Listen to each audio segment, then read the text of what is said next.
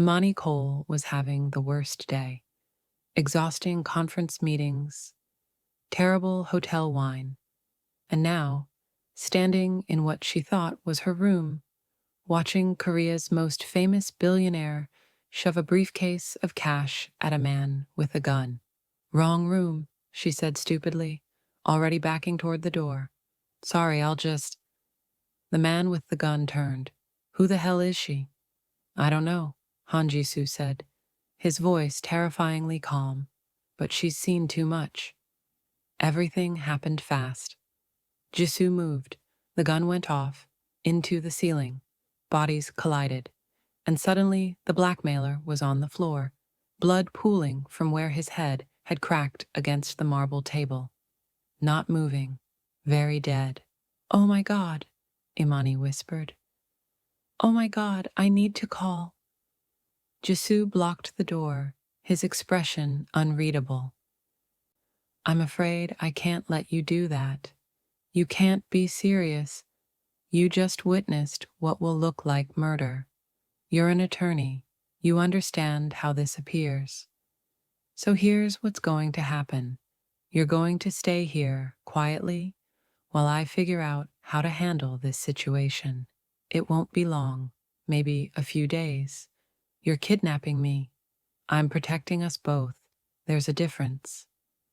And just like that, Imani Cole became a prisoner of a man she'd met 60 seconds ago, in the wrong room, at the worst possible moment, with absolutely no way out, 6 hours earlier. Seoul International Legal Conference. Imani had been in Seoul for exactly 18 hours, and she was already exhausted. The conference was prestigious.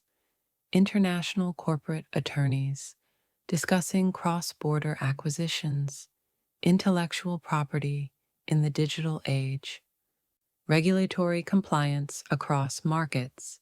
Her firm had sent her as their Asia-Pacific representative, which sounded impressive until you realized it meant 12-hour days of networking, panels, and schmoozing with people whose names she'd forget by tomorrow. Imani, over here. Marcus waved from across the hotel bar. Marcus Chen, her ex-boyfriend, who now worked in Seoul for some tech investment firm and had, coincidentally, been at the same conference. She'd been avoiding him for 2 days. I'm actually heading to my room. Long day. One drink. Come on. I haven't seen you in 3 years. Let's catch up properly. His smile was charming, familiar, and ultimately impossible to refuse without being rude. She sat, ordered wine, regretted it immediately. You look good, Marcus said. Chicago treating you well? It's fine. Work is busy. How's Seoul? Amazing. I love it here. The energy, the opportunities. You should consider relocating. American lawyers with your expertise. Firms here would pay ridiculous money. He leaned closer. Actually, my boss is always looking for good legal consultants. Victor Chen, you've heard of him? The venture capitalist? Hostile takeover specialist? That's him. He's brilliant, ruthless, but brilliant. You'd love working with him. I'm happy where I am. Just saying, if you ever want connections in Seoul, I can introduce you. Victor knows everyone, including Jisoo, you know, the billionaire whose company is in every tech magazine right now. Victor's doing business with him, or trying to. Jisoo's notoriously difficult to work with. Marcus, I'm really tired. Of course, of course. One more thing, though. You're staying at the Shilla, right? Beautiful hotel. I recommended it specifically. Make sure you check out the spa on the 19th floor. Incredible views. After another 20 minutes of increasingly awkward conversation, Imani finally escaped, back to her room. Except she was more tipsy than she'd realized. The wine had been stronger than expected, or she'd drunk it too fast on an empty stomach. She got off the elevator at what she thought was her floor, walked to what she thought was her room. Her keycard worked, or seemed to work, that sliding click of a lock disengaging. She opened the door and walked directly into hell. Now, room 1904, not 1804. Imani stared at the dead man on the floor, then at Jisoo, then at the briefcase of cash, then back at the dead man. This isn't happening. This is a nightmare. I'm going to wake up. You're not dreaming. And you need to stop talking.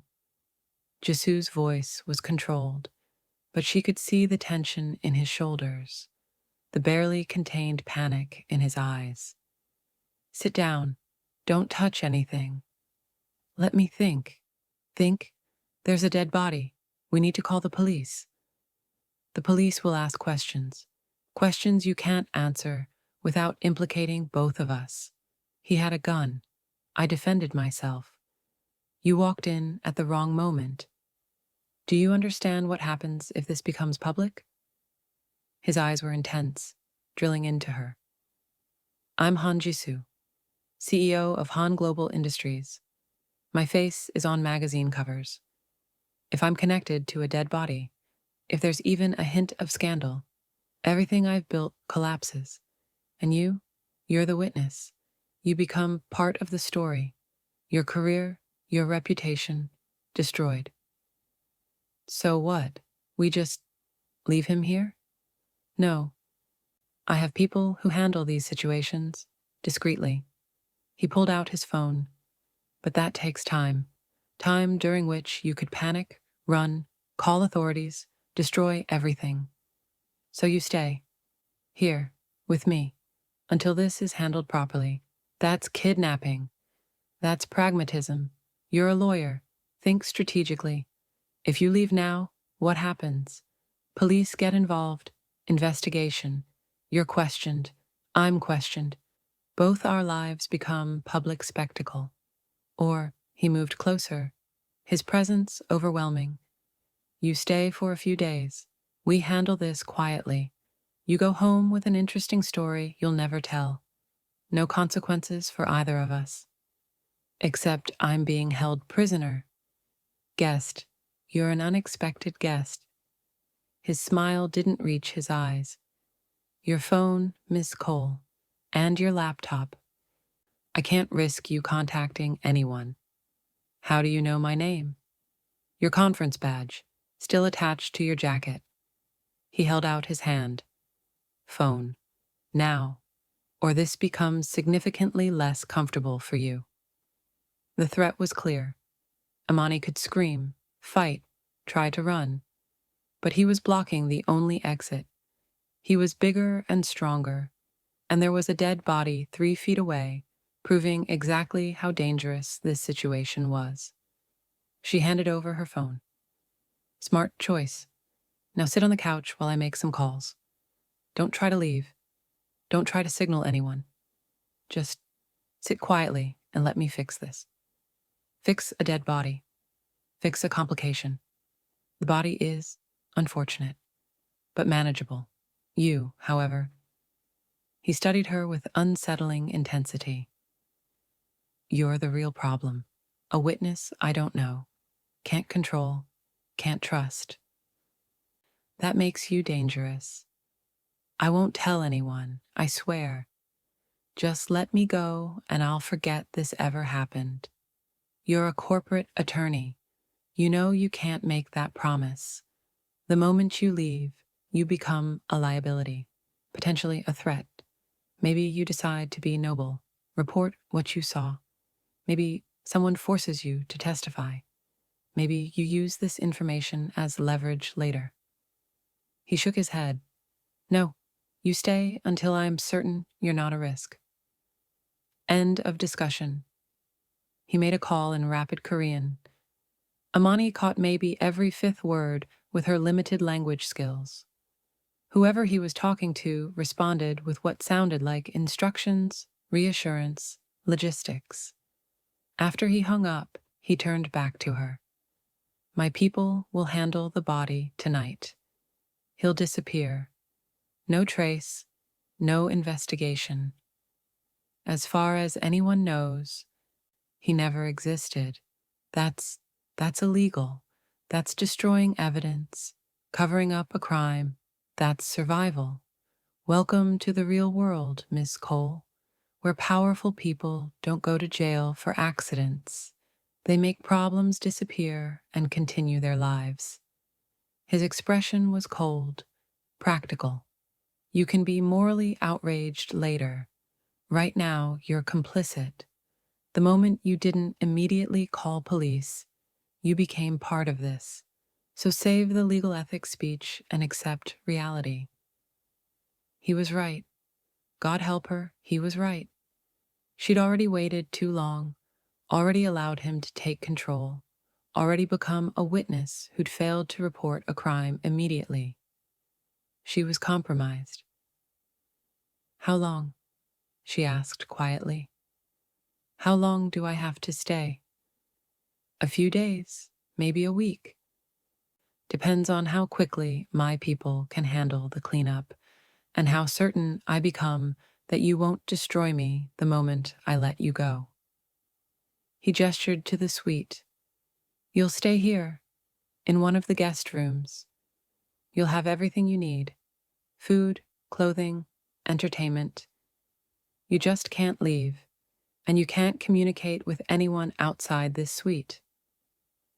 People will look for me, my firm, my colleagues. We'll handle that. Your phone will send scheduled messages. Your email will show activity. As far as anyone knows, you're enjoying Seoul, maybe taking a few personal days to explore the city. No one will worry. No one will investigate. His efficiency was terrifying. This isn't my first crisis, Miss Cole. I know how to manage situations. Situations? You mean covering up deaths? I mean protecting what's mine. My company, my reputation, my freedom, and right now, keeping you controlled protects all three. He moved toward the interior of the suite. Come, let me show you where you'll be staying. Try to make yourself comfortable. This will be easier if you cooperate. And if I don't cooperate, then it becomes significantly less pleasant for both of us. I'd prefer civility, but I'm prepared for alternatives if necessary. The threat hung in the air. Imani had no doubt he meant it. This man, this billionaire she'd only known through magazine profiles and business news, was ruthless enough to kidnap a witness and efficient enough to make a body disappear. Crossing him would be stupid. So she followed. Through the massive penthouse suite, easily 10 times the size of her regular room. Guest bedroom with its own bathroom. Luxury furnishings. Everything designed for comfort except the one thing that mattered: freedom. I'll have Minji bring clothes in your size tomorrow. Toiletries, anything else you need. If you require something specific, write it down. I'll see what can be arranged. He paused at the door. Don't try to escape. This building has excellent security, and they all answer to me. Don't try to signal for help. The windows don't open, and any attempt to break them triggers silent alarms. Don't try anything clever. You're here until I decide otherwise. Understood? Perfectly. Good. I'll have dinner sent up in an hour. Try to eat something. And Miss Cole, his eyes held hers. I'm sorry about this. Genuinely. You seem like a decent person who made an unfortunate mistake. But my priority is protecting myself. Your comfort and rights are secondary. Remember that. He left, locking the door from the outside. Imani sat on the expensive bed in her expensive prison and tried to process what had just happened. She'd walked into the wrong room, witnessed an accidental death, and was now being held prisoner by one of Korea's most powerful men, who clearly had the resources and ruthlessness to keep her here as long as he wanted. She was trapped, completely, utterly trapped, and no one even knew she was missing. Would you walk into a random hotel room if your keycard worked? How would you react to being accidentally imprisoned by a billionaire? What would be your first move in Imani's situation? Let me know in the comments. If you're already hooked and need to know if Imani escapes, hit that subscribe button and drop a comment with your theories. Trust me, this wrong room situation is about to get even more complicated. Now, let's continue. The first night was the longest of Imani's life. She didn't sleep, just lay in the expensive bed, staring at the ceiling, replaying everything. The wrong room, the dead man, the briefcase of cash, Jisoo's cold efficiency as he'd turned her from witness to prisoner in under 5 minutes. Around 3 a.m., she heard movement in the suite, voices speaking low Korean, the sound of something heavy being moved. By 4 a.m., silence returned, and Imani knew the body was gone, disappeared, like it had never existed. She was complicit now, fully, legally complicit. When morning light filtered through the curtains, she finally got up, exploring her prison. The guest room was luxurious but impersonal, the bathroom stocked with high-end toiletries. The closet empty except for a plush robe. She tried the door, locked, as expected. Around 8 a.m., it opened. A Korean woman in her 40s entered with a breakfast tray. Elegant woman, professional demeanor, clearly used to unusual situations. Good morning, Ms. Cole. I'm Park Minji, Mr. Han's executive assistant. I've brought breakfast and clothing in your size. If anything doesn't fit or you need additional items, please let me know. Her English was perfect, her expression neutral. You know, I'm being held here against my will. I know Mr. Han is managing a delicate situation with discretion. How you choose to frame that is your prerogative. Minji set down the tray. Elaborate Korean breakfast, perfectly presented.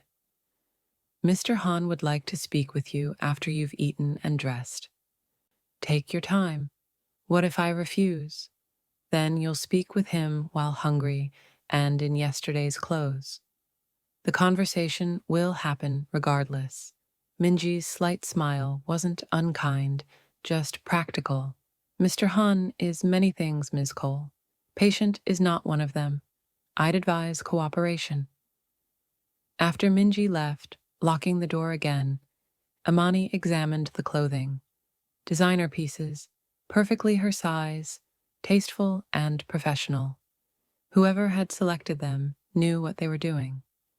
She ate mechanically, showered, dressed. Armor for whatever came next. An hour later, Minji returned. Mr. Han is ready for you. The main living area of the suite was stunning. Floor-to-ceiling windows, overlooking Seoul, modern furnishings, art that was probably worth more than Imani's annual salary. Han Jisoo sat at a dining table with his laptop, dressed in business casual, looking like he'd slept well and hadn't spent last night disposing of a corpse. Ms. Cole, please sit. Coffee? He gestured to a French press on the table. I don't want coffee. I want to leave. And I want to trust that you won't destroy my life the moment you walk out that door. We can't always get what we want. He poured himself coffee with infuriating calm. Sit, please. We need to establish ground rules for however long this arrangement lasts. Imani sat, mostly because standing felt like giving him more power. Arrangement. That's what we're calling kidnapping? I prefer protective custody. Less dramatic. He studied her over his coffee cup. You're handling this better than I expected. Most people would be hysterical by now. Most people aren't attorneys trained to stay calm in hostile negotiations. Is that what this is? A negotiation? Everything's a negotiation. You want my silence and compliance. I want my freedom. Let's talk terms. His slight smile suggested respect. Very well. Terms. You stay here for 1 week. During that time, you don't attempt escape. Don't try to contact anyone. Don't cause problems. In exchange, you're treated as a guest. Comfortable accommodations, excellent food, entertainment, anything reasonable you request. At the end of the week, if I'm satisfied you're not a threat, you go free. No consequences, no further contact. We both forget this ever happened. And if you're not satisfied after a week, we extend until I am. That's not a negotiation. That's you dictating terms. Welcome to powerlessness. I don't recommend it as a long-term condition. He leaned forward. Ms. Cole, I understand you're angry. You have every right to be, but anger doesn't change reality. I have all the power here. You have none. The sooner you accept that, the easier this becomes for both of us. Why were you being blackmailed? She changed tactics. That man had a briefcase of cash. He had leverage over you. What secret is worth paying blackmail and committing murder to protect? I didn't murder him. It was an accident. Semantics. What was the blackmail about? Jisoo was quiet for a long moment. Then, that's not your concern. It absolutely is my concern. I'm being held prisoner because of your secret. I deserve to know what I'm trapped for. You're trapped because you walked into the wrong room at the wrong time. The content of my private business doesn't change that. It changes whether I believe you're actually dangerous or just desperately trying to protect something. There's a difference. Either way, you're staying. Then either way, I'm going to be uncooperative and difficult. Your choice. Make this easy by being honest, or make it miserable by treating me like a prisoner instead of a person. She held his gaze. I'm a lawyer, Mr. Han. I've negotiated with some of the most difficult people in corporate America. You don't intimidate me as much as you think you do. Another long silence. Then, surprisingly, he laughed. You're either incredibly brave or incredibly stupid. I haven't decided which. Can't I be both? Apparently. He set down his coffee. Fine. You want honesty? The blackmail was about a car accident. 7 years ago. Someone died. I was responsible. I covered it up.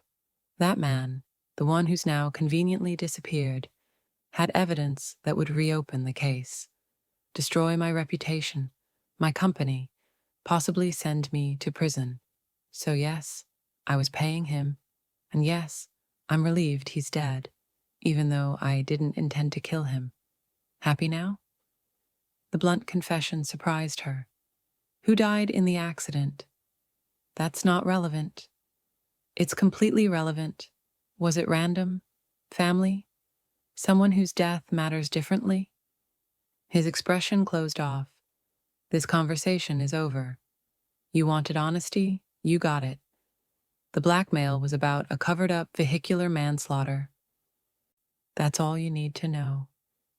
Vehicular manslaughter has different moral weight depending on circumstances. I said we're done. He stood. You'll stay in your room during the day. I have business to attend to. and I can't have you wandering the suite, unsupervised. Minji will bring meals. If you need anything, write it down. If you try to escape or cause problems, he didn't finish the threat. Didn't need to. So I'm in solitary confinement. That's your idea of guest treatment? You're in comfortable accommodations with excellent amenities. It's hardly a prison cell. A gilded cage is still a cage. Then consider it motivation to convince me you're not a threat. The faster you do that, the faster you leave. He moved toward the door. I'll check on you this evening. Try to make yourself comfortable. After he left, Imani sat in the empty suite, processing. A covered-up vehicular manslaughter. Someone died because of Han Jisoo's actions, and he'd paid to keep it secret for 7 years. Now the secret was threatening to surface, and she was collateral damage in his desperate attempt to protect it. She should hate him, should be planning escape, planning to report him the moment she got free, planning to bring justice for whoever died in that accident. But something about the way he'd confessed, the genuine guilt in his eyes, the careful wording of "I was responsible," not "I killed them," suggested complexity, remorse even. Not that remorse justified kidnapping, or cover-ups, or any of this. But it complicated the narrative of ruthless billionaire villain she'd been building. The days blurred together. Imani spent hours alone in her room, reading on the tablet Minji provided, no internet access, watching pre-downloaded movies, exercising in the limited space. Minji brought meals 3 times a day, elaborate, delicious, clearly from expensive restaurants. "You know this is wrong," Imani told her on day 3, "keeping me here. You're complicit." "I'm employed," Minji corrected. "Mr. Han gives me instructions. I follow them. Whether those instructions are morally sound is above my pay grade. That's a coward's excuse. That's a pragmatist's survival strategy. I have a daughter in university. Her tuition doesn't pay itself." Minji's expression was matter of fact. "Judge me if you want, Miss Cole, but you're here temporarily. I work for Mr. Han permanently.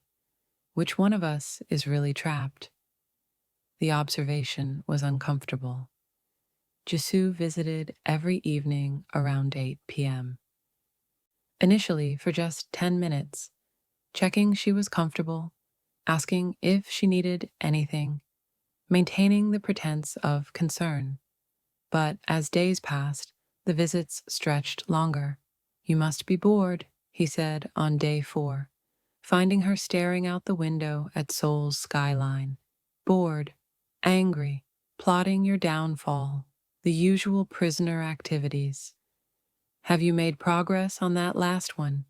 "Extensive progress, just waiting for the right moment.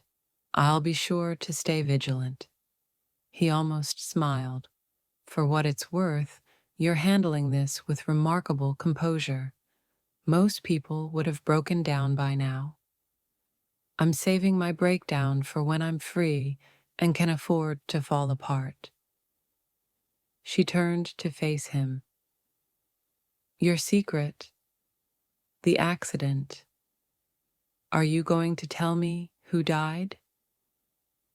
Or do I have to keep guessing? Why do you care?" "Because understanding why I'm here helps me process being here. Was it a stranger? A friend? Someone who—" She stopped, seeing his expression shift. "Family? It was family, wasn't it? This conversation? Your sister? Brother? Parent?" She watched his micro-expressions, reading him the way she'd been trained to read opposing counsel. Someone close enough that covering it up destroyed you. Someone whose death you're still carrying. "My sister." The words were quiet, Forced. 7 years ago, I was driving. I was reckless. She died because of my choices, and I've lived with that every day since. The raw pain in his voice made Imani's anger falter. I'm sorry. I can't imagine. Don't sympathize with me. I don't deserve it. I killed my sister through stupidity and covered it up through cowardice. That's who I am. That's who you're trapped with. He turned away. I just wanted you to understand. The blackmail wasn't about corporate espionage or financial crimes. It was about the worst thing I've ever done, and I'm paying for it, in every way except legally. Why didn't you come forward? 7 years ago, when it happened, face the consequences. Because my father had just died. My grandfather was grieving. The company was vulnerable. Coming forward meant destroying everything he'd built. So I made a choice. Protect the family legacy, carry the guilt privately, and try to be better. His laugh was bitter. And here I am, kidnapping innocent attorneys and disposing of bodies. Such growth. You didn't mean to kill that blackmailer. Intent doesn't matter. Result matters. He's dead. You're imprisoned. I'm a monster. Those are the facts. Before Imani could respond, his phone rang. He answered in Korean, his expression darkening with each sentence. When he hung up, he looked genuinely worried. What's wrong? The blackmailer wasn't working alone. Someone else knows about what happened. Someone who now knows you're here as a witness. He met her eyes. You're in danger. We're both in danger. This situation just got significantly more complicated. Who? Who else knows? I don't know yet, but they've made contact, and they're threatening to expose everything unless I pay them. Double what I was paying before, which means he stopped, which means the blackmail never ends. They'll keep coming, keep threatening, until either I'm destroyed or they are. So what do? Figure out who's behind this and eliminate the threat permanently. His expression turned calculating, which means I need help. Someone with legal expertise, investigation skills, and no connection to my world that would bias them. You need me. I need you. Ironic, isn't it? The witness I imprisoned might be my only ally in surviving this. Imani should have refused, should have let him drown in his own consequences.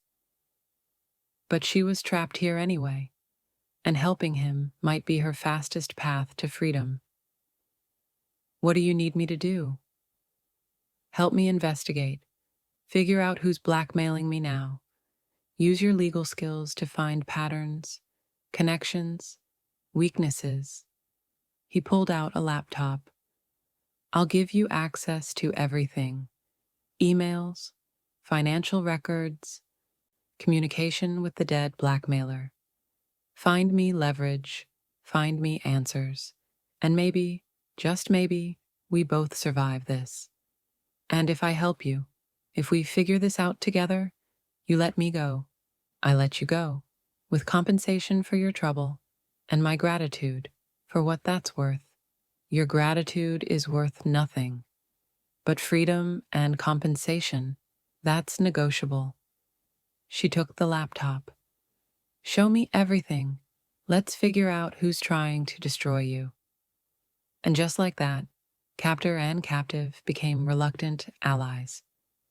Trapped together by circumstance, united by necessity, and beginning to see each other as more than just prisoner and jailer. It was the worst possible foundation for anything, but it was all they had. Imani spent the next 12 hours buried in data, financial records, email chains, communication logs between Jisoo and the dead blackmailer.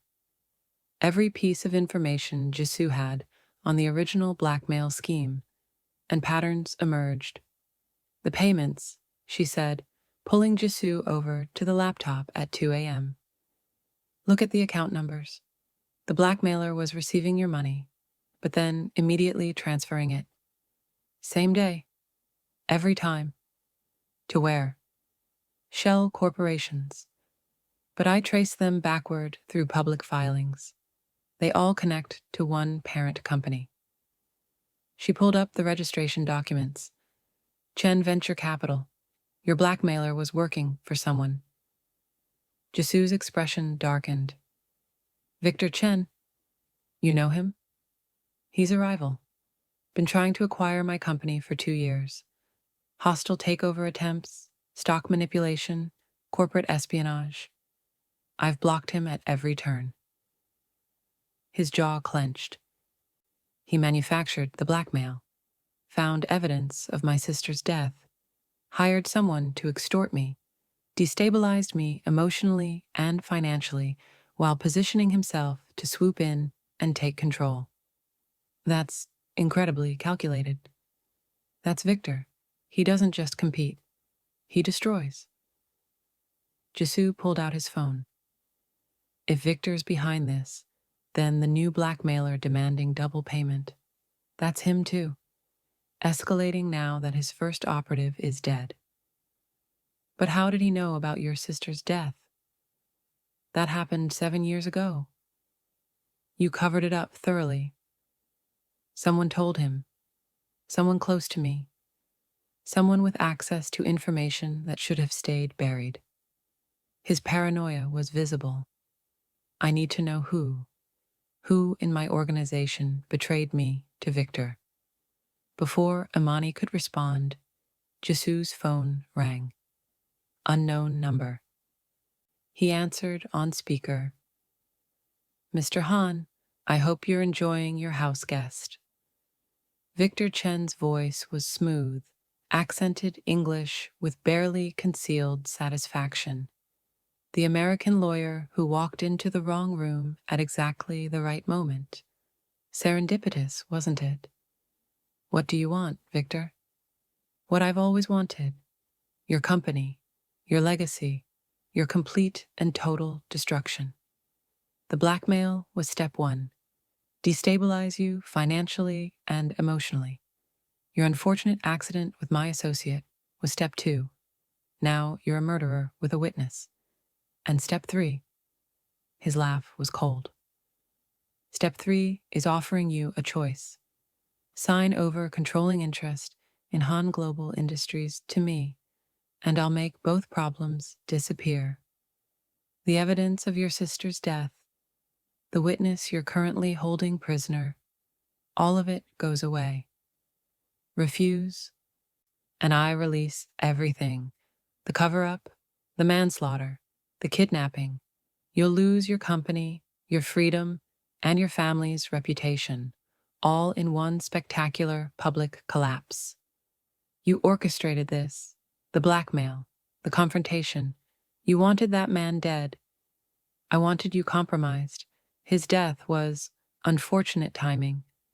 But Ms. Cole's presence, that was a gift, a witness to your violence, a hostage proving your desperation. Perfect leverage. Victor's voice turned sharp. You have 48 hours. Sign the papers, or I destroy you. Your choice, Mr. Han. The call ended. Jisoo stood frozen, processing. Imani watched his expression cycle through rage, fear, calculation. He set me up, all of it. The blackmail, the meeting, probably even... He turned to Imani. You. How did you end up in this room? Specifically this room. This time. I told you. Wrong floor. My keycard worked. Keycards don't work on wrong floors unless they're reprogrammed. Someone made sure you'd have access to this suite. His eyes narrowed. Who recommended this hotel? Who suggested you stay here specifically? Imani's stomach dropped. Marcus, my ex-boyfriend. He works in Seoul. He said this hotel was perfect for the conference. She stopped. He works for a tech investment firm. Oh God. Does he work for Victor? Check. Now. Jisoo handed her his phone with Victor's company website pulled up.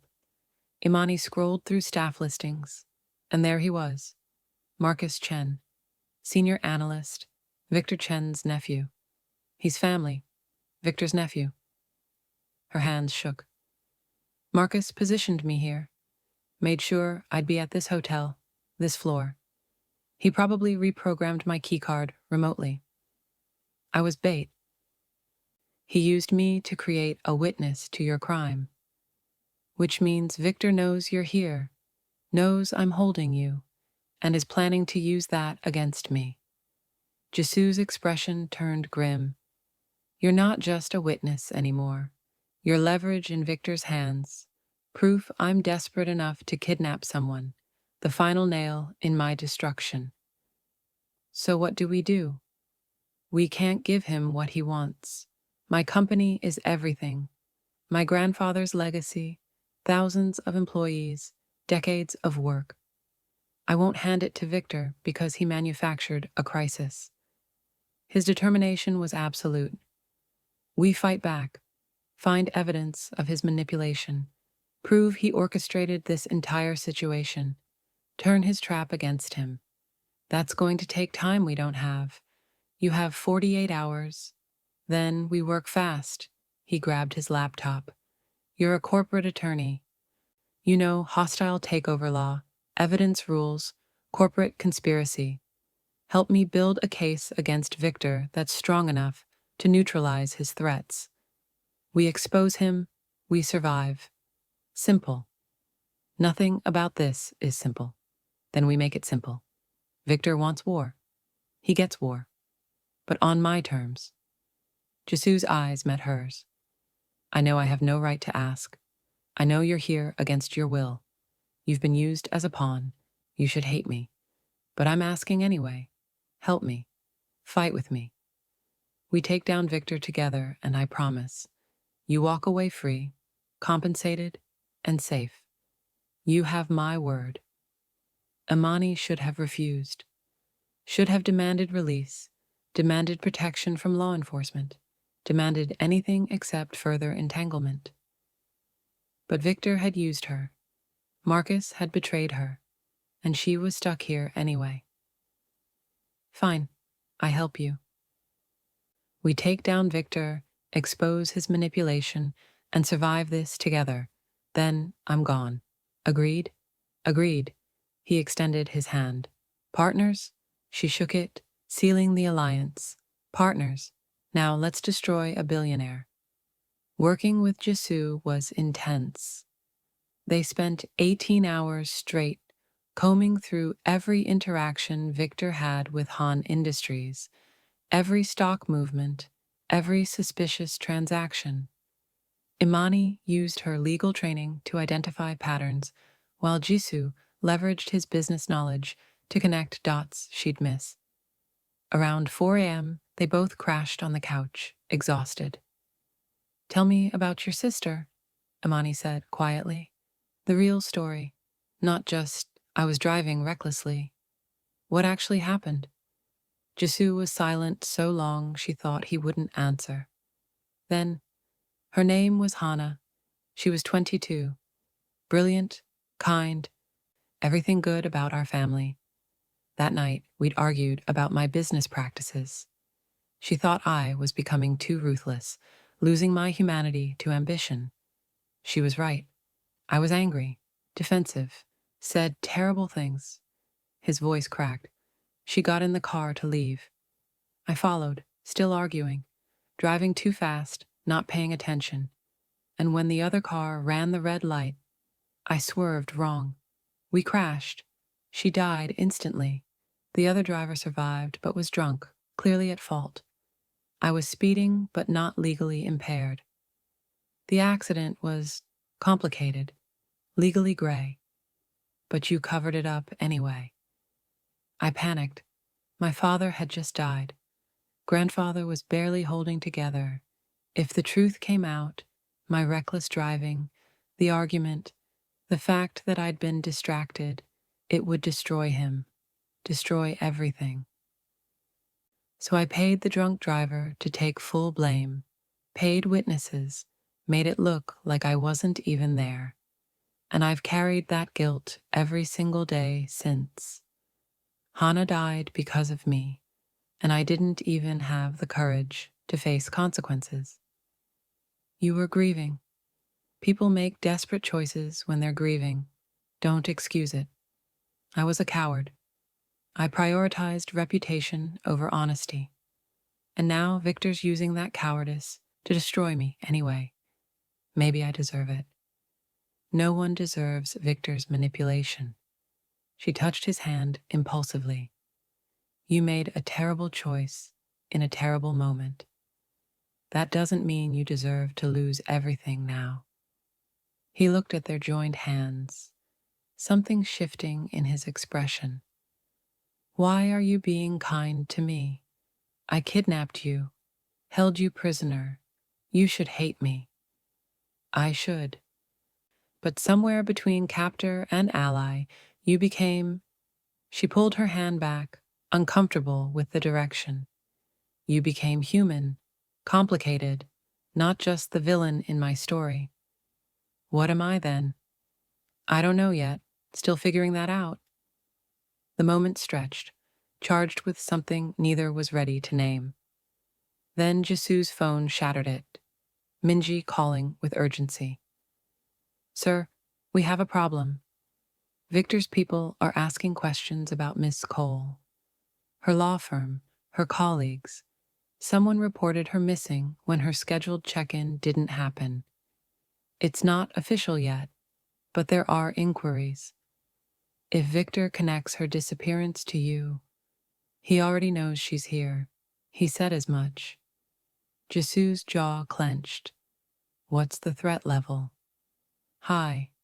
If authorities start investigating, they'll find security footage, witness statements. Your involvement becomes provable.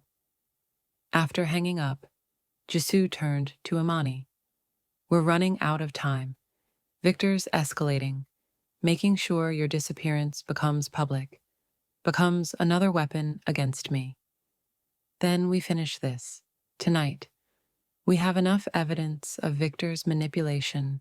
Let's use it. Confront him directly, force his hand. That's dangerous. Victor doesn't respond well to direct confrontation. Neither do I, and I'm tired of being a pawn. Her determination surprised even herself. Let's end this. 6 hours later, they stood in Victor Chen's office, uninvited, unannounced, with evidence of his conspiracy documented and backed up multiple places. Han Jisoo and the missing Ms. Cole. Victor's smile was predatory. How lovely. Have you come to sign papers? We've come to expose you, Imani said. Every transaction, every communication with the blackmailer, every manipulation. We have proof you orchestrated this entire situation. And if you don't back off, we release it all. Destroy your reputation the way you tried to destroy his. Victor laughed. You think evidence matters? I'm Victor Chen. I have lawyers, connections, influence. You have desperation and false accusations. We have the truth. That's enough. Truth is expensive, Ms. Cole. Can you afford it? Jisoo stepped forward, his presence commanding. Drop the blackmail. Stop targeting my company. Disappear from my life permanently. Or I don't just release evidence. I go to war. Business war, legal war, public war. Everything I have, everything I am. I point it at destroying you. Your choice. Victor's expression finally showed uncertainty. You're bluffing. Try me. The standoff held. Then Victor's smile returned. Fine. Temporary truce.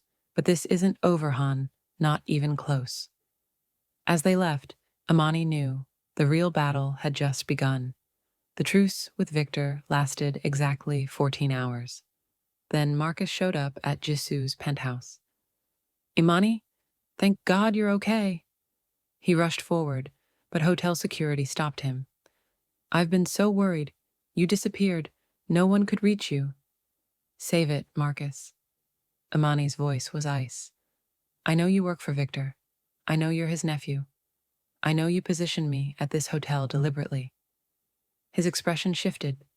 Guilt, calculation, defiance. "I can explain."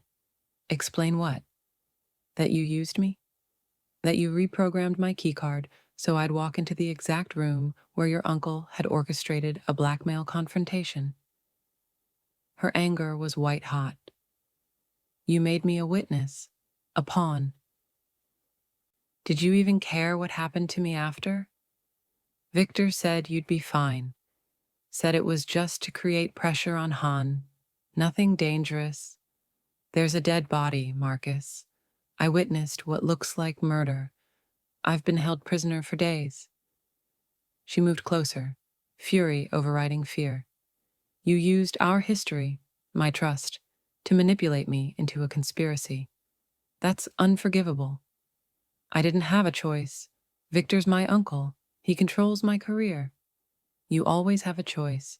You chose manipulation, chose to sacrifice me for your uncle's ambitions." She turned away, disgusted. "Get out. And if you come near me again, I'll file charges.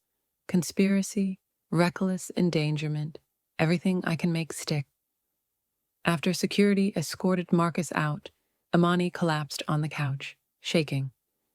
Jisoo sat beside her carefully. "I'm sorry that you were used. That people you trusted betrayed you. Everyone's a pawn in someone else's game." Her bitterness was palpable. "Victor used me. Marcus used me. You imprisoned me. I'm just collateral damage in battles I didn't even know were happening. For what it's worth, you're not collateral anymore. You're," he struggled with the word, "important to this situation, to solving this, to me." She looked at him, seeing vulnerability beneath his usual control. "What are we doing, Jisoo? Really doing?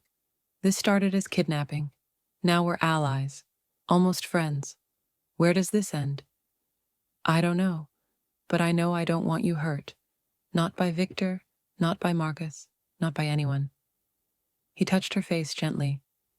"You walked into the wrong room and became tangled in my nightmare.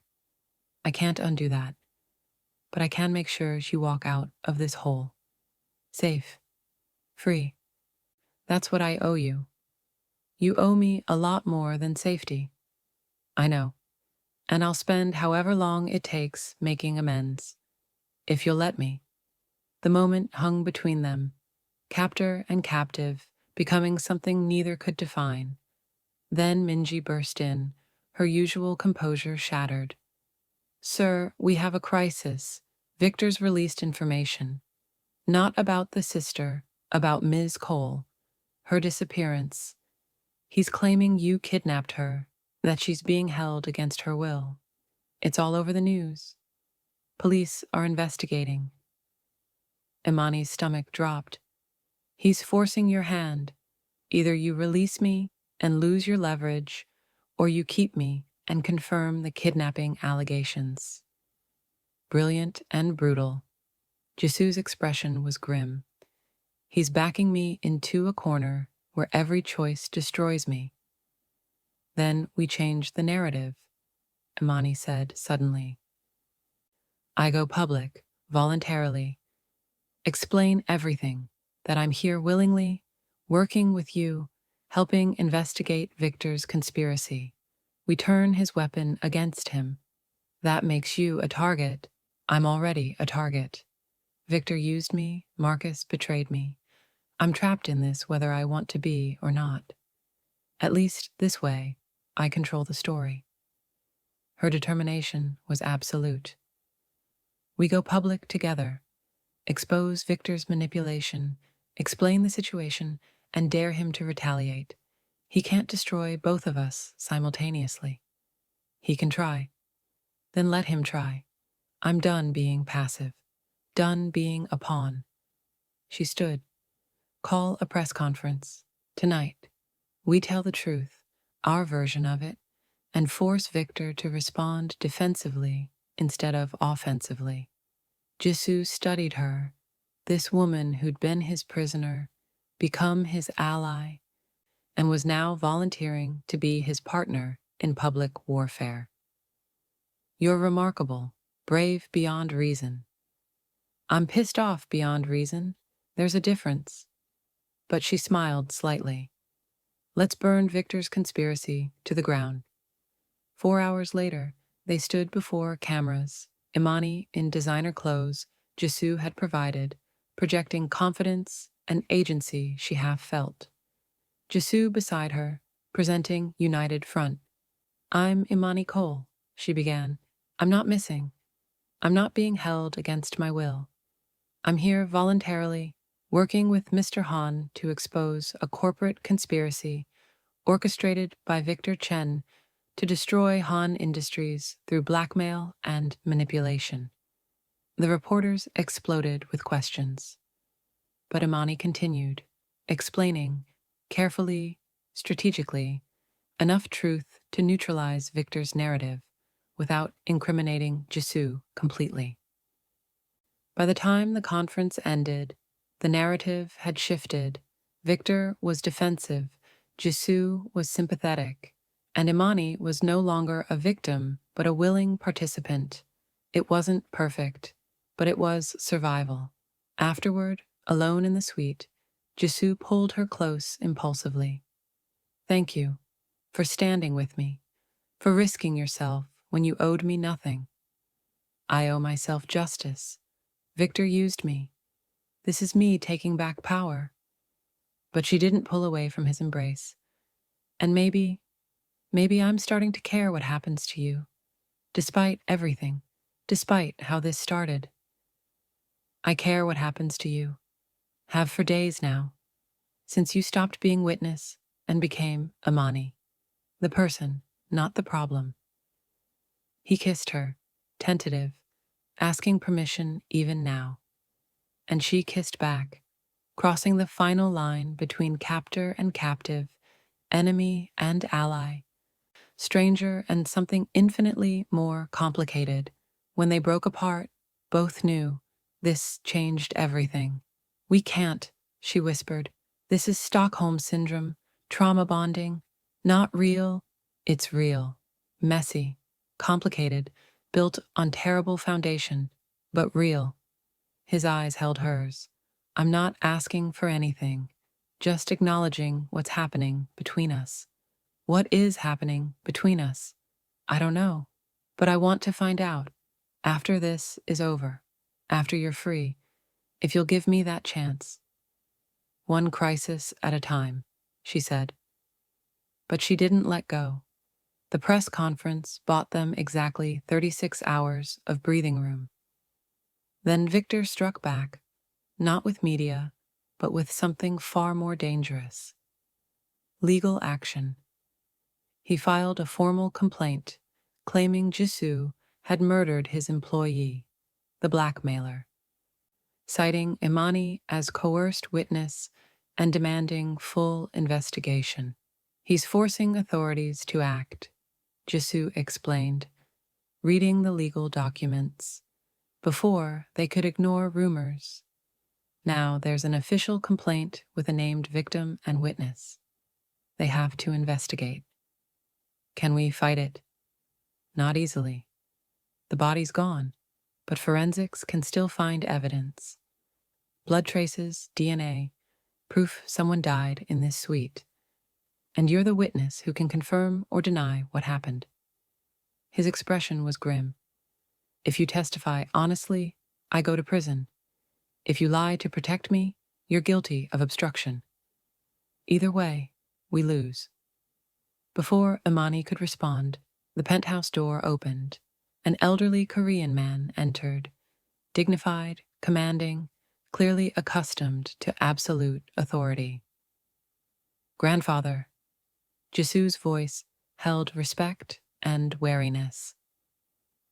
I wasn't expecting you, obviously, since you've been hiding a scandal of magnificent proportions.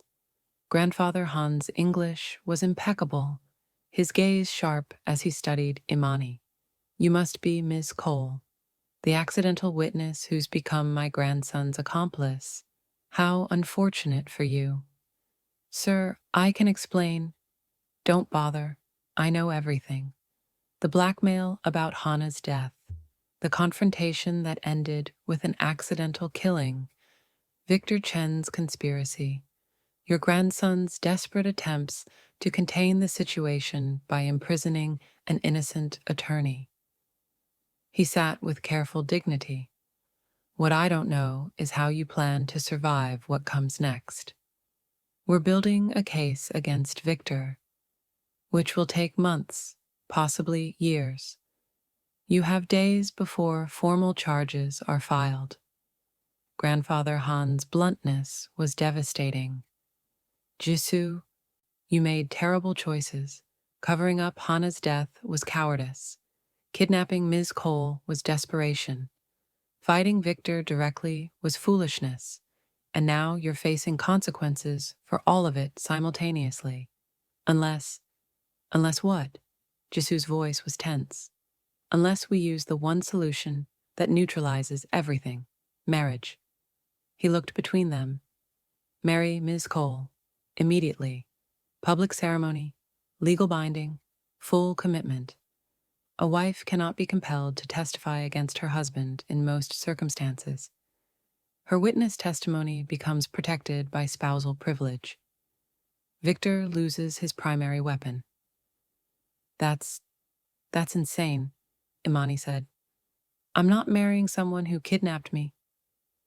You're marrying someone who's offering you significant compensation, legal protection, and a way out of this nightmare that doesn't involve prison for either of you.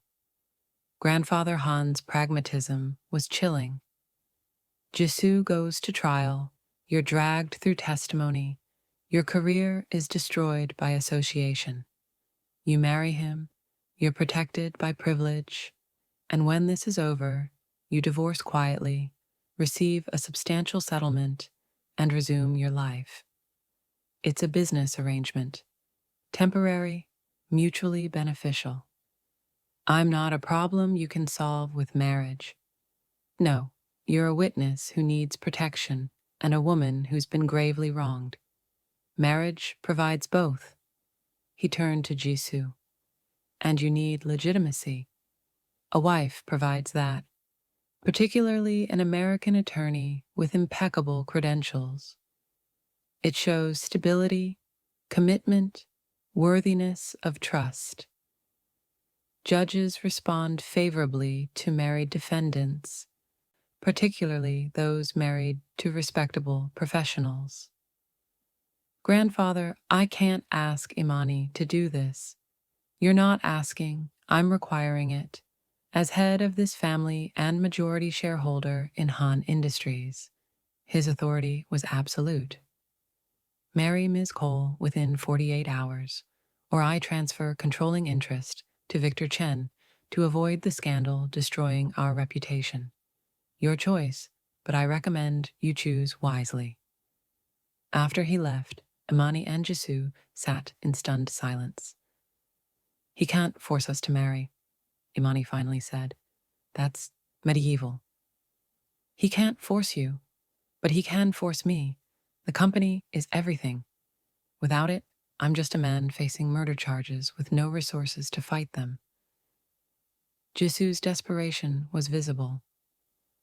But I won't ask this of you, won't trap you further. You've sacrificed enough.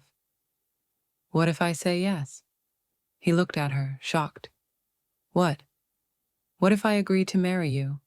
Temporarily, as a business arrangement. We survive this crisis together, then dissolve the marriage and go our separate ways. She was thinking strategically, legally.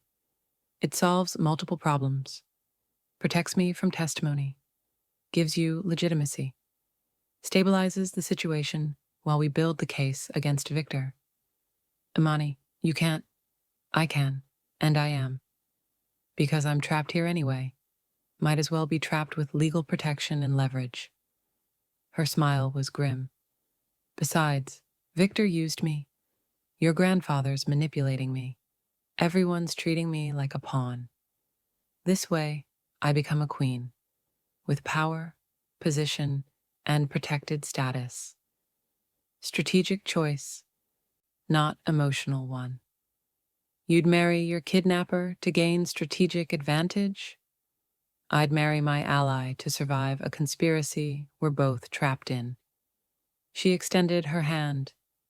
Business arrangement, temporary marriage, full partnership until this is resolved. Then we dissolve cleanly and part ways. Agreed? You're insane. I'm a lawyer. I understand contracts. This is just another negotiation. But her hand was shaking. Do we have a deal?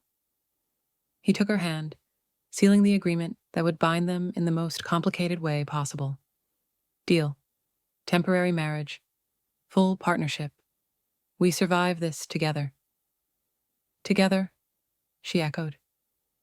Neither acknowledged the kiss they'd shared hours before. Neither mentioned the growing feelings complicating this business arrangement. Neither admitted that marriage, even fake marriage, would make everything infinitely more complicated. They just held hands and prepared to make the most desperate gamble of their lives. 48 hours later, they stood in a private ceremony. Witnesses provided by Grandfather Han, legal documents prepared by the best attorneys, media coverage carefully controlled. Imani wore a designer dress that cost more than her monthly salary. Jisoo wore a perfectly tailored suit and an expression of guilt mixed with something that looked almost like hope. Do you take this woman? I do. No hesitation. Do you take this man? Imani looked at Jisoo, her captor, her ally, her husband. I do. They exchanged rings, kissed briefly for the cameras, and became legally bound in the most transactional, complicated, doomed from the start marriage imaginable. Congratulations, Grandfather Han said afterward. You're now protected by spousal privilege. Use it wisely. That night, in the penthouse that had been prison and was now home, they faced each other as husband and wife. This is insane, Imani said. Completely insane, Jisoo agreed. We're married to survive a murder investigation and corporate conspiracy. Most romantic origin story ever. Despite everything, she laughed. What have we done? Guaranteed that whatever happens next, we face it together, legally bound to protect each other. He touched her face gently. I know this isn't real. Know it's strategy. But Imani, I'm going to be the best temporary husband you could ask for.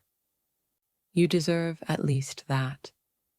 And when this is over, when we dissolve this marriage, then you're free, truly free, with compensation, protection, and my eternal gratitude for saving my life. He kissed her forehead. But until then, you're my wife, and I take that seriously, even if it's temporary. She should have felt trapped, should have regretted this desperate choice. Instead, standing in her fake husband's arms, she felt something dangerously close to hope. That maybe, just maybe, they'd survive this. Together. Marriage changed nothing and everything simultaneously. Legally, Imani was protected. Spousal privilege meant she couldn't be compelled to testify against Jisoo. Victor's primary weapon was neutralized. But the investigation continued, forensics sweeping the penthouse, finding trace evidence of the blackmailer's death. They can prove someone died here, Jisoo explained after the forensics team left. But without your testimony, they can't prove what happened, can't prove intent, can't prove murder versus accident. It's circumstantial at best. So we wait. Hope Victor doesn't find another angle. Victor always finds another angle. His pessimism was learned through experience. We need to move faster, build our case against him before he destroys us. They spent weeks working together, Imani using her legal expertise to document Victor's conspiracy, Jisoo leveraging business connections to gather evidence, living together as husband and wife in name, allies in practice, and something more complicated in the quiet moments between strategy sessions. Why corporate law? Jisoo asked one evening over dinner. You're brilliant, could have done anything. Why acquisitions and hostile takeovers? Because I like solving puzzles, understanding how power moves, how deals get made, how companies live or die based on contracts and clauses. She smiled slightly. And because I grew up with nothing, my parents worked 3 jobs between them. Corporate law meant security, money, proof I'd made it. And now you're married to a billionaire under investigation for murder. Not quite the security you imagined. Nothing about this is what I imagined. But, she hesitated, it's not the nightmare it started as. You're not the villain I thought you were. What am I then? Still figuring that out. Somewhere between complicated and impossible, with moments of decent, almost good. Her honesty surprised herself. I don't hate you anymore. That's progress. I'm honored by your lack of hatred. Don't be. It's replaced by something more dangerous, which is caring what happens to you, wanting you to survive this. Not just because I'm legally bound to you, but because she stopped, because I've seen who you really are beneath the ruthless billionaire facade, and that person is worth protecting. Before Jisoo could respond, Minji entered, unusual, since she typically announced herself. Her expression was tense, almost guilty. Sir, Mrs. Han, I need to tell you something about the night of the blackmailer's death. She sat without being invited. I need to confess. Confess what? Jisoo's voice was careful. The death wasn't as accidental as you think. I rigged it. The confrontation, the fall, all of it. I'd been working with the blackmailer initially, feeding him information about your sister's death for Victor. But then I learned Victor's real plan. He didn't just want money, he wanted you dead. The blackmailer had orders to kill you during that meeting, make it look like self-defense gone wrong. Minji's words tumbled out. I couldn't let that happen. You've been good to me, to my daughter. So I double-crossed everyone, arranged the confrontation so the blackmailer would die instead. Mrs. Han walking in was accident. I didn't plan that. But everything else, that was me, protecting you by eliminating the immediate threat. Silence, heavy, stunned silence. You've been working for Victor this entire time, Jisoo said quietly. I was, until I wasn't, until I chose you over money, family over betrayal. Minji met his eyes. I'm telling you now because Victor knows. He figured out I double-crossed him. And he's coming after all of us. Me for betrayal, you for surviving, Mrs. Han for protecting you. I needed you to know the truth before. She stopped. Before he makes his final move. What final move? He's filed additional charges, conspiracy to commit murder, against both of you. Claims Mrs. Han wasn't innocent witness, but active participant in eliminating Victor's employee. He's trying to put you both in prison. Imani's blood ran cold. He can't prove I was involved. He doesn't need to prove it. Just needs to create enough doubt, enough scandal, that your marriage looks like conspiracy.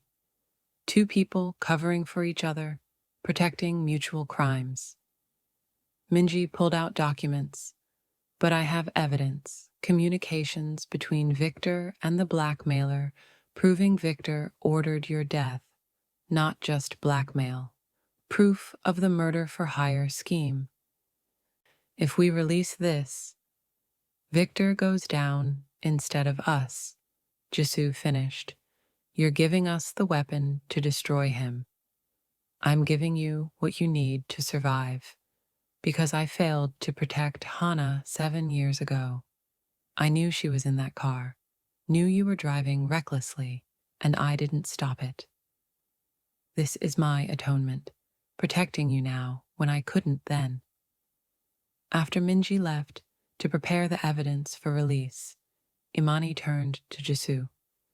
She's been carrying guilt about your sister for 7 years, just like you. She blames herself. I blame myself. Everyone blames themselves, except the drunk driver who actually ran the red light. His bitterness was palpable. Hana's death destroyed multiple lives, and we're still paying the price. Then let's make it count. Use Minji's evidence. Destroy Victor. End this. Imani's determination was absolute. We've been defensive this entire time. Running, hiding, protecting. Let's go on offense. Release everything. Victor's murder for hire scheme, the blackmail conspiracy, all of it. Burn his reputation to the ground. That's scorched earth. No going back. Good. I'm tired of halfway measures. She took his hand. We're married. Partners. Allies. Let's act like it. Full offensive. Total warfare. Winner takes all. We destroy Victor, or he destroys us. No more middle ground. Jisoo studied her. This woman who'd walked into the wrong room and become his wife, his ally, his unexpected salvation. You're terrifying when you're determined. I'm a lawyer, married to a billionaire facing murder charges. Terrifying is my survival mode. But she smiled. Are we doing this? Full attack on Victor? We're doing this. Together. Just like you said. He pulled her close. And after? When this is over and we've won? What happens to us? One crisis at a time. That's not an answer. It's the only answer I have. Because she was starting to realize this temporary marriage felt less temporary every day. This forced proximity felt less forced. This alliance felt dangerously close to something real. Ask me again when we're not fighting for survival. I will. I'll ask you every day until you give me a real answer. He kissed her, not for show, not for strategy, but because they were alone and married and facing death together. I love you. That's my real answer, in case you were wondering. Jisoo, you don't have to say it back. Just know it. That somewhere between kidnapping and marriage, captor and ally, I fell completely, stupidly in love with you. And whatever happens next, that's true. She kissed him instead of answering because words felt inadequate for the complexity of what she felt. Fear and hope and something that might be love if she was brave enough to name it. They had 24 hours before releasing the evidence against Victor. 24 hours to prepare for the final battle. So they spent it together, planning, strategizing, and pretending they weren't falling apart with fear and hope in equal measure. Tomorrow, they'd destroy a billionaire. Tonight, they were just two people trying to survive. Together. The evidence release was scheduled for 9 a.m., simultaneous delivery to law enforcement, media outlets, and regulatory agencies. Everything Minji had documented. Victor's murder for hire scheme, the blackmail conspiracy, communications, proving he'd orchestrated the entire situation. At 8:45 a.m., Victor called. "Don't do it," he said without preamble. "Release that evidence, and I release something far more damaging. The real story of Hana's death. Every detail you covered up, the witnesses you paid, the drunk driver you bribed, everything that proves you're a murderer who bought his way out of justice." Jisoo's expression went cold. "You're bluffing." "Am I? I've had 7 years to investigate, bribe, and gather evidence. I know everything, including details even you don't know. Like the fact that Hana was pregnant when she died. 3 months. Did you know that? You didn't just kill your sister. You killed her unborn child, your niece or nephew, who never got to exist because of your recklessness." The color drained from Jisoo's face. Imani grabbed his hand, steadying him. "You're lying," Jisoo whispered. "Medical records don't lie. I have them, and I'll release them along with everything else unless you back down. Let this go. Accept defeat. Sign your company over to me, and I'll bury Hana's secret forever. Fight me, and the world learns you killed a pregnant woman and covered it up. Your choice." The call ended. Jisoo collapsed into a chair, devastated. "Pregnant. She was pregnant. Oh God, I killed them both." "Stop," Imani commanded, kneeling before him. "Victor's playing you emotionally, using guilt to manipulate you into surrender. He's right, though. I killed Hana and her baby, covered it up, lied for 7 years. I deserve everything he's threatening. You deserve justice, not destruction. Yes, you made terrible choices. Yes, you covered up an accident.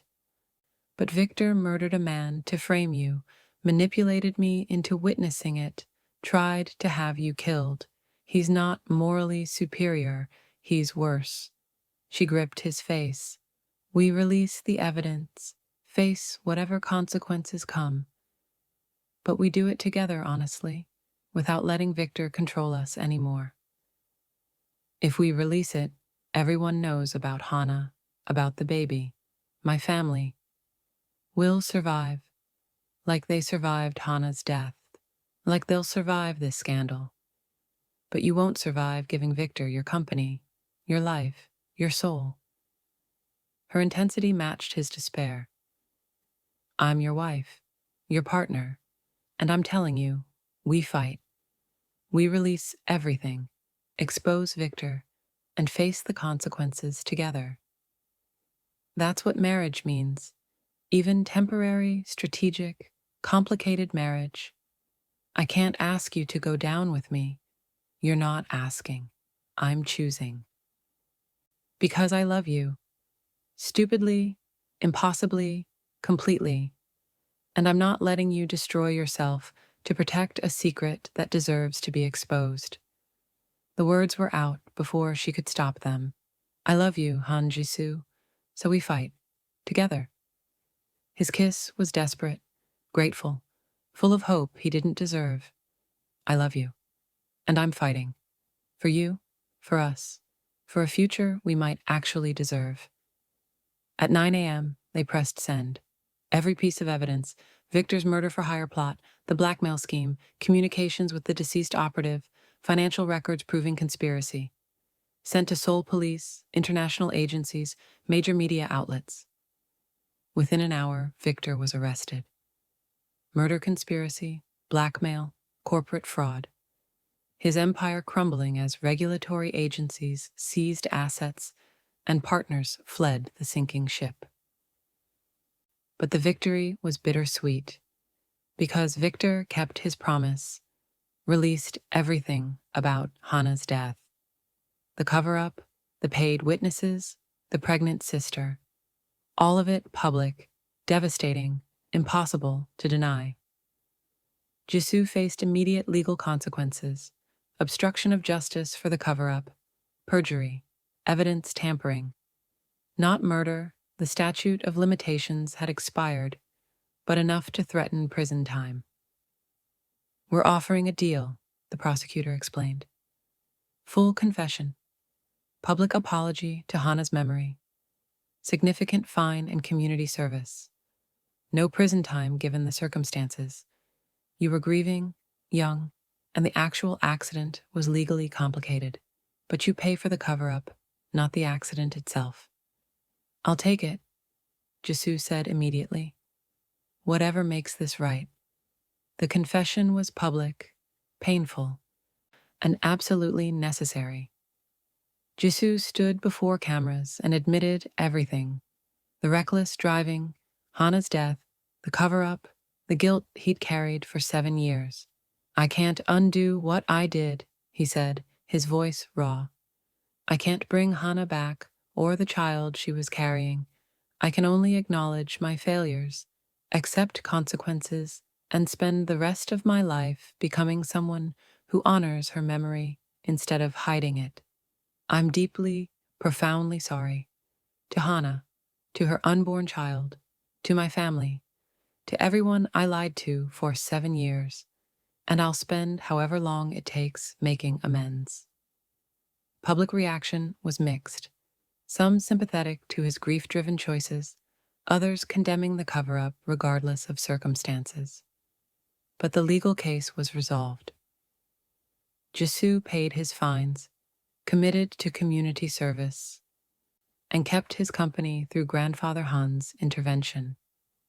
Victor went to prison for murder conspiracy, 20 years minimum, and Imani was free, finally, truly free.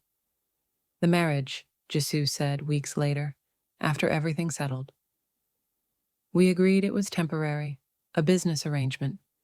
You've fulfilled your part, protected me through testimony, stood with me during the scandal. You can walk away now, with compensation, freedom, and my eternal gratitude. Is that what you want? For me to leave? I want you happy. If that means leaving, I'll understand. Imani studied him, this man who'd kidnapped her, married her, and somehow become the most important person in her life. What if I don't want to leave? What if I want to stay? Not because of contracts or obligation, but because I choose you. Choose us. Choose this impossible, complicated, beautiful thing we've built from disaster. Then you stay, as my wife, my partner, my everything. His hope was devastating. Are you sure? You could have anyone. I want you. Flawed, complicated, redemption-seeking you. She kissed him softly. I love you. That's my real answer.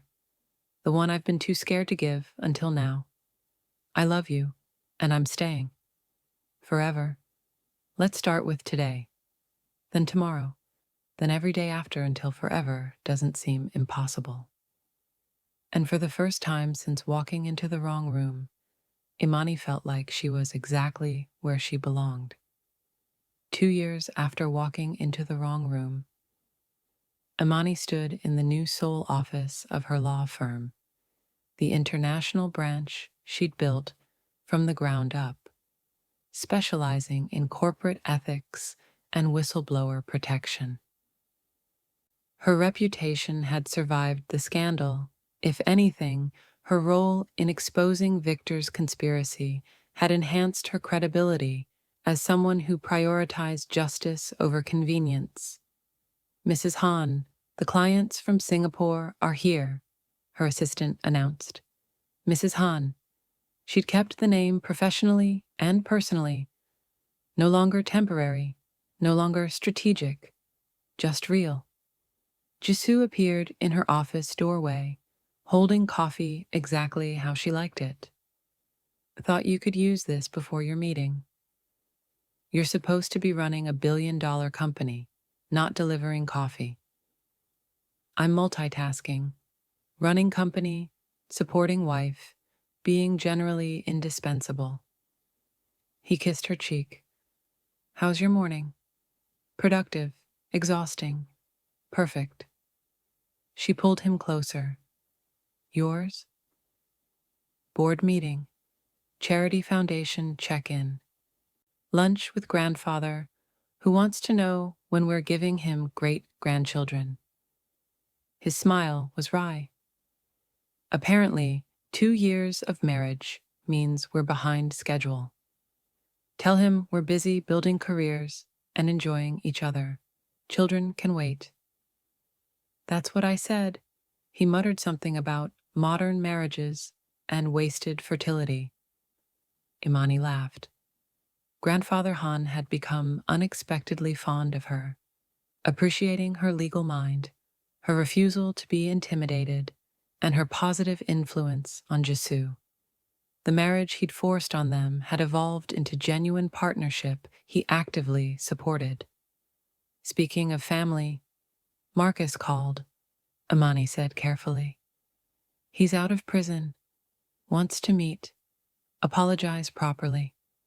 Marcus had served 18 months for conspiracy and obstruction, significantly less than Victor, but enough to demonstrate consequences.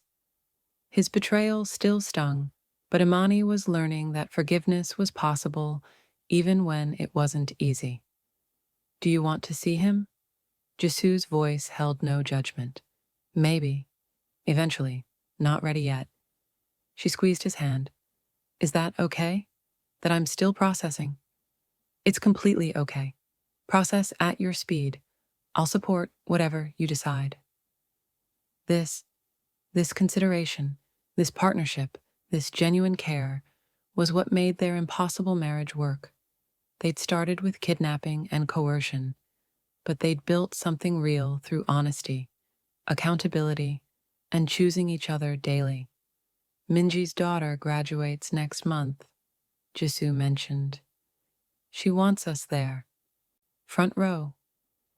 Minji had been granted immunity for her testimony against Victor and now ran corporate security for Han Industries, utilizing her skills for protection instead of betrayal.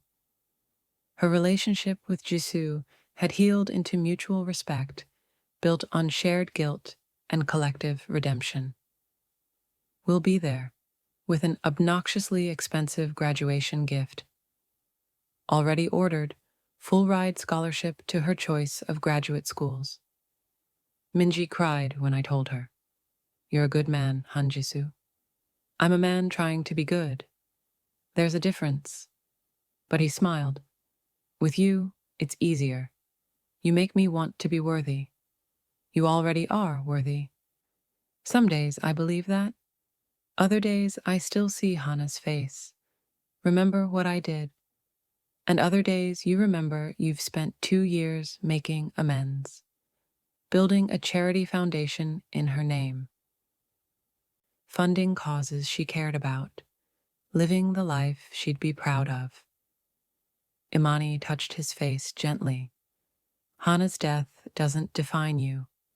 What you've done since, that defines you, and it's beautiful. The Han Hana Foundation had become one of Korea's largest charitable organizations, funding everything from road safety programs to support for families affected by vehicular accidents. Jisoo's public confession had been devastating, but the work he'd done since had slowly rebuilt his reputation into something earned rather than inherited. I got an offer today, Imani said. Partnership track at a major firm in New York. Significant salary increase, corner office, full benefits. Jisoo's expression carefully neutral. That's amazing. Congratulations. I turned it down. What? Why? Because my life is here, with you. Building something meaningful in Seoul. I don't want New York partnership. I want this, our weird, complicated, perfect life we've built from disaster. She pulled him closer. I'm exactly where I want to be. You're sure? You're not staying out of obligation. I'm staying because I love you, because we're partners, because walking into the wrong room turned out to be the best mistake of my life. She kissed him. I'm choosing you. Every day. Forever. However long that lasts. Forever sounds perfect. They held each other in her office. Two people who shouldn't have worked, but did. Captor and captive, who'd become allies, then spouses, then genuine partners, building something beautiful from terrible beginnings. Do you ever regret it? Jisoo asked quietly, walking into that room. Everything that happened after. Every day, Imani admitted, and never. It was terrifying, traumatic, absolutely wrong in every way. But it brought us together, and I can't regret that. Can't regret you. I regret how it started. The kidnapping, the fear, the violation of your autonomy. That will always be my shame. His honesty was hard-earned. But I can't regret where we ended up. Can't regret loving you. Can't regret this life we've built together. Then we carry both truths. Regret the beginning, celebrate the ending. Remember the wrong to appreciate the right. That's very philosophical for a corporate lawyer. I'm multifaceted. It's one of my charms. Later that evening, back in their apartment, no longer the penthouse suite where everything started, but a home they'd chosen together. They sat on the balcony, watching Seoul's lights. Naomi's visiting next month, Imani said.